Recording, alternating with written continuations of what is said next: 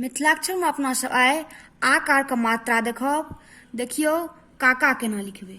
काका लिखे के लिए सबसे पहले ना क लिखबे जे अपना सब पहले सीख चुकल छी, और आकार जे लिखबे से अपना सब जे वाई लिखे छिए एना क तेनाहिए होइ छै। तो क लिखलिए, एमे एना क नीचा करबे, ओतै से एना क ऊपर हाथ उठेबे, ई भ गेलै का। फिर एने बनेबे एकटा एना क, ई भ गेलै काका। खाजा देखू केना लिखब।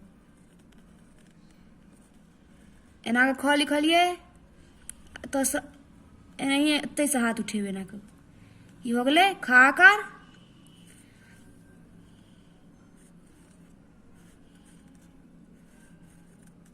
खाजा।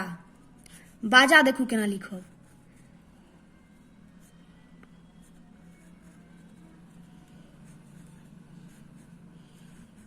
भ गेल बाजा। भात देखू केना लिखब। भात लिखे सबसे पहले भ लिखबे,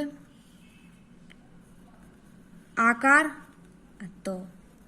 बाबा देखू केना लिखब। बाबा लिखे के लिए एना क ब लिखलिए, एहि पर अर्धचान देलिए, एतै से एना कह देबे, ई भ गेलै बा आकार बा। फिर एना क ओने एना कर, ई भ गेलै बाबा। गाछ देखू केना लिखब। गाछ ग में उम्हर डर नहीं होइ छै, गा आकार भेलै, आ ई छ गाछ। चास देखू केना लिखब।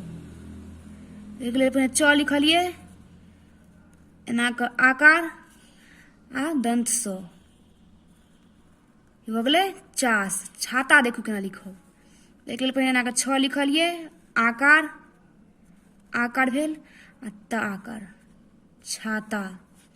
आम देखू। आम लिखे के लिए सबसे पहले ई आकृति बनबै छिए अ लिखे के लेल, एना क क, ई भ गेलै अ, एना केलिए आइ मम्मो, ई भ गेलै आम।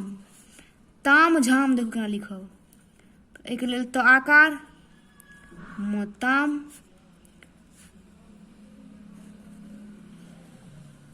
एना करिए, ई भ गेलै ताम झाम। पान देखू केना लिखब। प आकार लिखलिए, प में उम्हर डेर नहीं होइ छै, एना क न, ई भ गेलै पान। नाच गान देखू केना लिखब। ओहिके लिए न लिखलिए एना क, न आकार आ च, नाच।